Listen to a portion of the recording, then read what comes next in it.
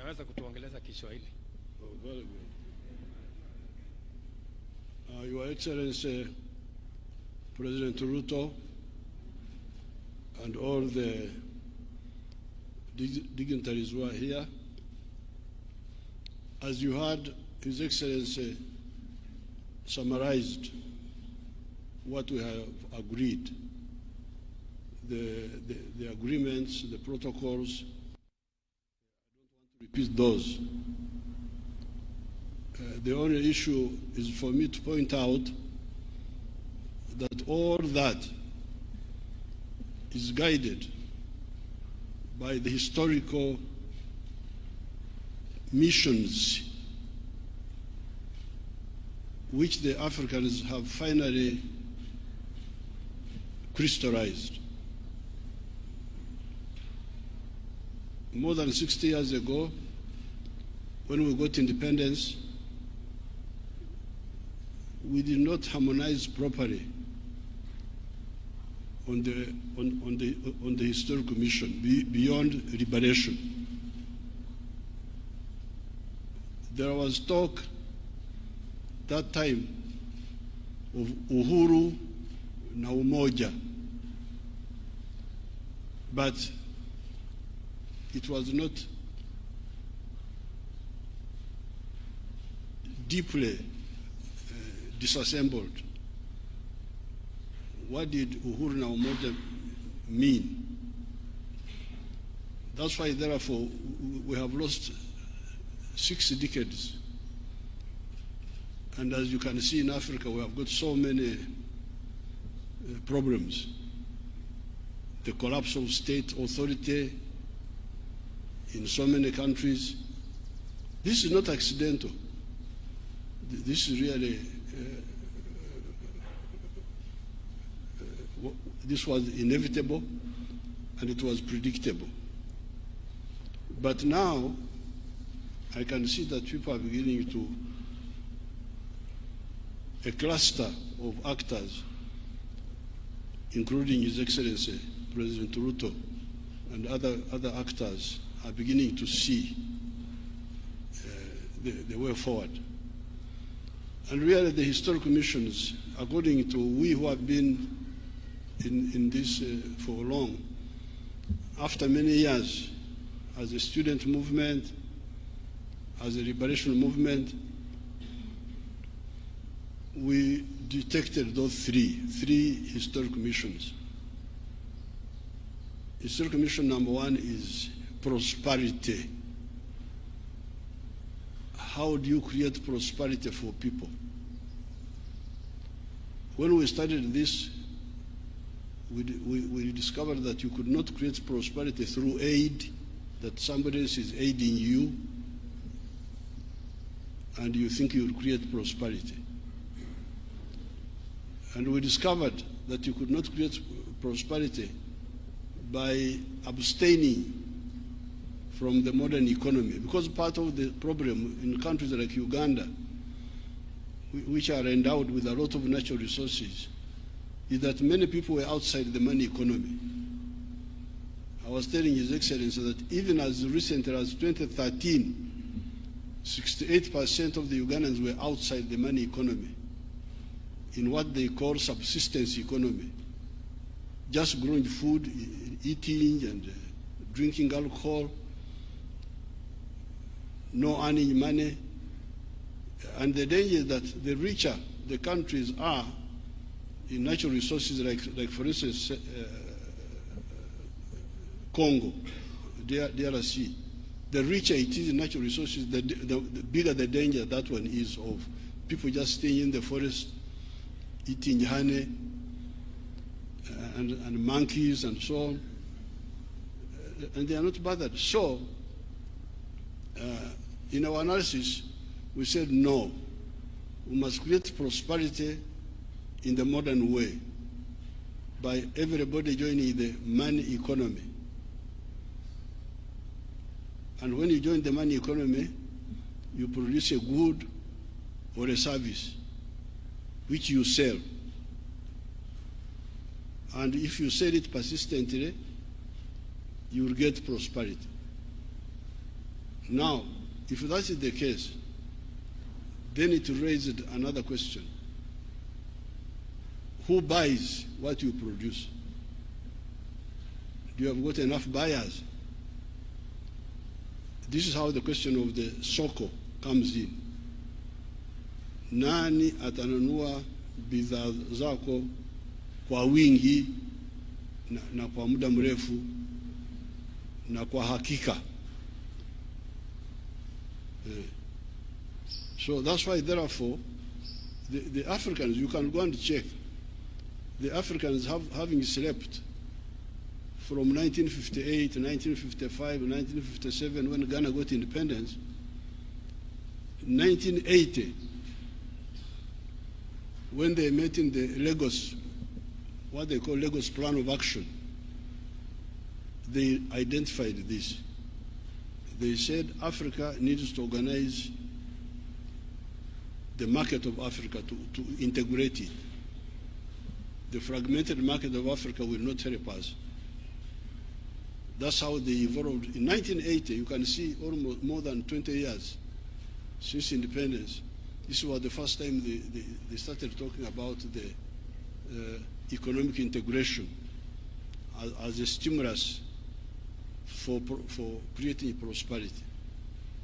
So therefore, when His Excellency invites me here and we meet here, and all these agreements we have agreed, they are consolidating that point of ensuring the prosperity of our people by assuring them of a reliable, big market.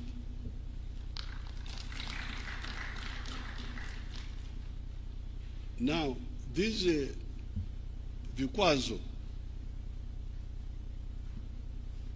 are not good for the common market. Like somebody was telling me to stop the rice from Tanzania.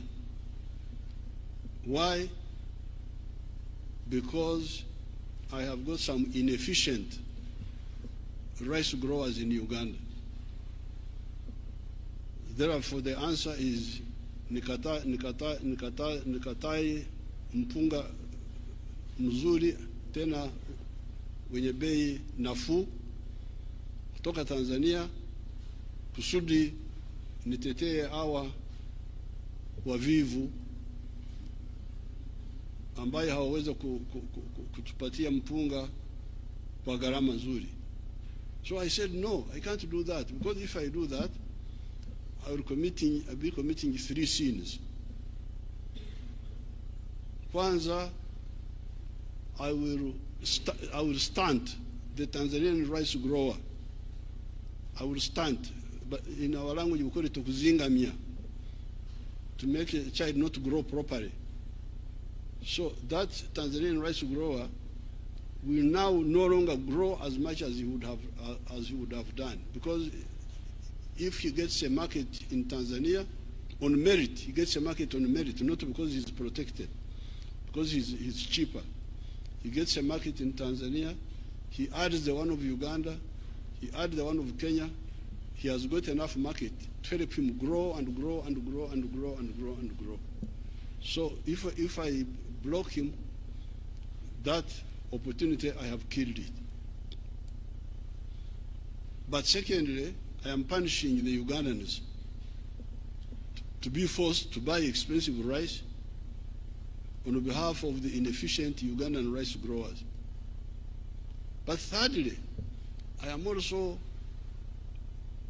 okulemaza. If you understood our Bantu dialects there, okulemaza is to cripple, to render disabled somebody, my own rice growers, because if I protect them, they will not struggle to become efficient. They will just rely on my protection and continue being inefficient. So na wao nitawaua kwa kuwabembeleza na kuwapa soko ya bandia, give them market when in fact they don't deserve to be in the market. So when a child is growing up, in our tribes there, and the child is beginning to stand up. They stand up and fall down. So in our tribes there, in Baganda say, Bagamba Watia Baganda, Tengerera, Tengerera, Tengerera. The child is standing and falling. You encourage him to stand up. You don't say fall down and stay there. I don't know how the Waswahili and our Kikuyu here say that. When the child is young and trying to stand up, you say you encourage him to continue standing. You pray standing. So I don't want to mislead my inefficient. For instance, the sugar growers in Uganda, they are inefficient because they are growing sugar on a high altitude. Uganda is a high altitude. It is more than 1,000 meters above the sea. And apparently, sugar cane does not yield much sugar when it is in a high altitude. It yields sugar better when it is near the ocean. I hear they recover only 8% of the sugar cane, while these other ones can go up to 14, 15, I don't know what. Brazil, you can check. Yeah? So we should tell our sugar people to shift. There's another part of Uganda where they can produce sugar better, which can give a higher yield. So this is point number one, integration about prosperity. You can have a rich part of the world which is poor because it is badly organized. Latin America. Latin America, those countries of Latin America, they have got more natural resources than the United States of America. They have more forests, bigger rivers, the Amazon, more minerals. But why are they miserable? Because they are so badly organized that you can't succeed in the business. You are in a small country, El Salvador, Nicaragua, Honduras, 3 million people, Haiti, I don't know what. They are rich in presidents, rich in ministers, rich in ambassadors, but poor in everything else. In the United States, North America, there are only 3 countries there: Canada, United States, and Mexico. The whole continent, only 3 countries. Latin America, I don't know how many there are with the Caribbean. They are as rich in countries as us. Even here we are rich in countries, the Republic of this, Republic of that, but poor in everything else. So this integration is to fight the battle of prosperity. You should understand this. Because if somebody is efficiently producing something, and we support him, he will grow and grow and grow and grow and grow. And another one from Uganda will also grow in something else. Another one from Tanzania. Through, they used to call it, I don't know whether they are still teaching it in the universities. It was called comparative advantages. It was being taught in the universities. I don't know whether they are still teaching it. That we specialize according to comparative advantages. But they just talk about it in the classroom and it ends there. So this is number one. And that's why we support COMESA, which was a building block to the African continental market. But now, you can have economic prosperity, but you remain weak. When Hitler overran Europe, some of those countries were developed. Belgium, Denmark, even France was developed, but it was overrun by Hitler. So, apart from prosperity, there is the issue of strategic security. How can Africa be strategically secure? How can we be strategically secure? Now we are here Some people have gone to the moon. Here, we are here on Earth here. Some people are on the moon, they are looking at us. Like insects, like when you are looking at, there are these insects which eat sugar. You are just looking at them. They don't know that you are looking at them. Anytime you can spray them with the insecticide and they die, they don't even know. It's a good thing, it is also a good thing to be ignorant. Because when you are ignorant, you are not worried. You can die comfortably. But how can we have this imbalance? The Americans have gone to the moon. The Russians went there. The Chinese have gone. The Indians have gone recently. We are the only ones here now. But now the question is, can Uganda afford to have a space program which takes us to the moon, even if we are a developed country? Because UK is a developed country, and France, but they have not been to the moon. They are still here with us.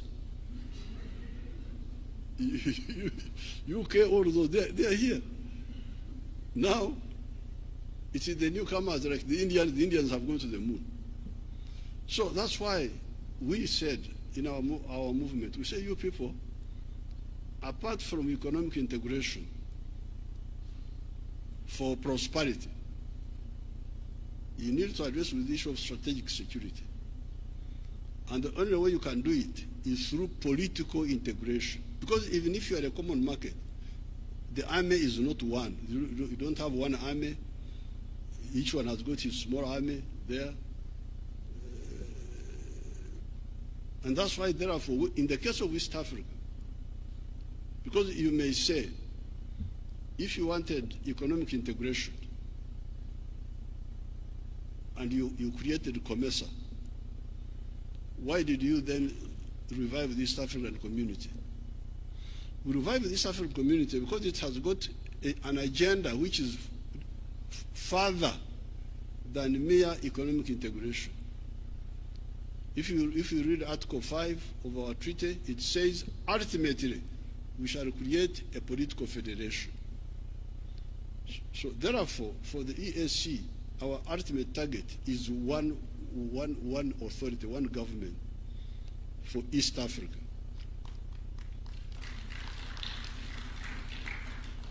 And the logic for it is that while you may handle economic prosperity with just mere economic integration, which is also not easy, because when you are different countries, you can see how long it takes.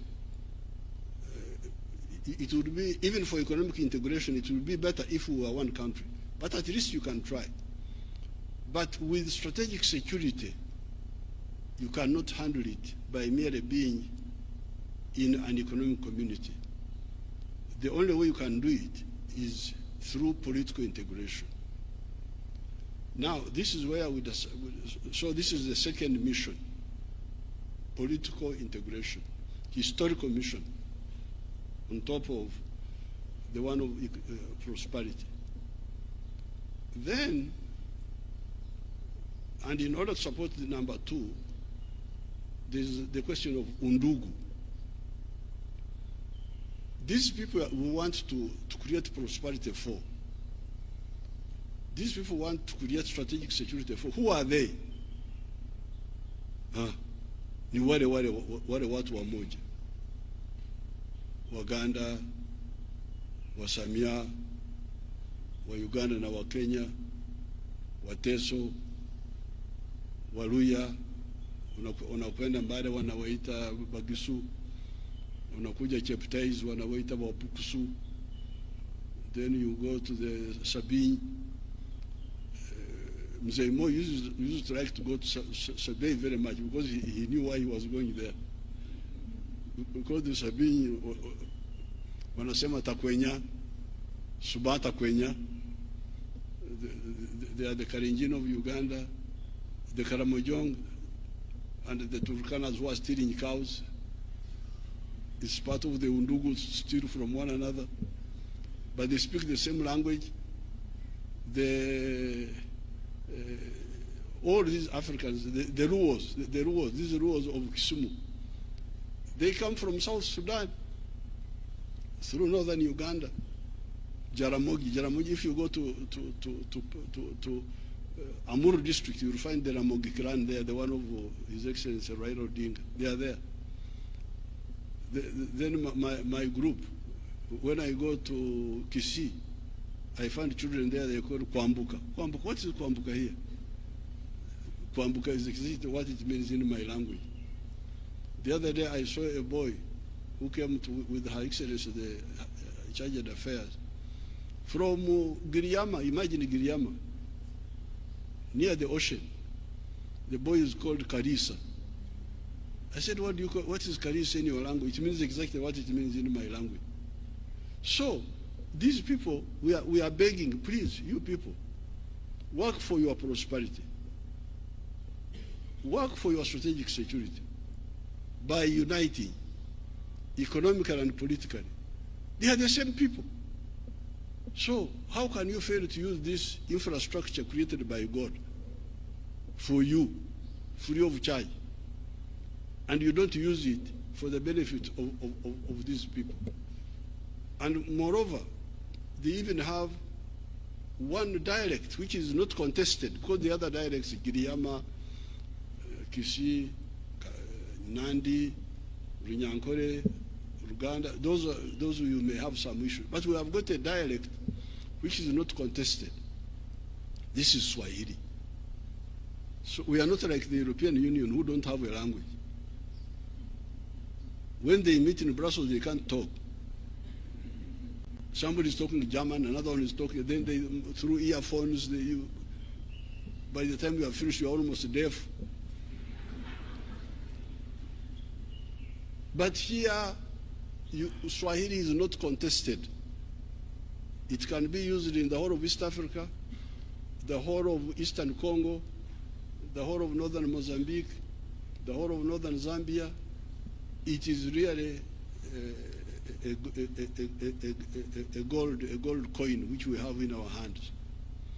So therefore, I'm very happy to be here, to be welcomed by His Excellency President William Ruto, to exactly implement what we missed in 1963. Our leaders would have achieved it by that time, but some of them were diverted, and that's how we got all these hold-ups. If we had formed the East African Federation in 1963, many of the problems would have been avoided. There would have been no Idi Amin in Uganda. There would have been no problem of Rwanda, Burundi, this genocide, because East Africa would be a center of gravity. You can have smaller countries in the world, like they are there, small countries like Denmark, these other smaller ones, Belgium, they are there, but they have got a head boy who is guaranteeing them. This is the United States. When they are in danger, the head boy comes. Says, what's happening here? Now, who is the head boy in Africa here? We are all smaller people. That's what really we are trying to deal with. So I'm very happy about all these projects will now move us closer to the three historical missions: prosperity through wealth creation and market access, strategic security, and utilizing maximally the Undugu. So I have nothing to add about the details. It is as His Excellency told you. My only job is to put in the historical context why all this, and why now and not before. Before, opportunity was wasted. Now we should not waste this opportunity now. Nobody will be left behind. I always hear, nobody should be left behind. when everybody is being left behind. This is the only way not to leave anybody behind. And to remove the irrationality, you look at Africa. Africa really is amazing, and Latin America. Because Africa is one house, one building. Now, the sitting room is another country. The bedroom is another country. The other one is another country.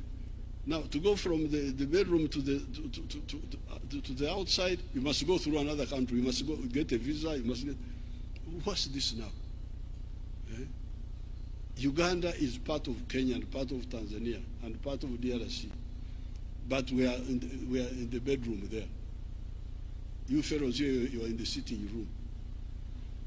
Now, to go out, we must know. Please, can I go? Can I come to the sitting room? It is so irrational, so irrational. So I thank His Excellency for inviting me. Please don't allow me to talk, because if you give me audience, you do so at your own risk. I can talk for ages. Thank you very much.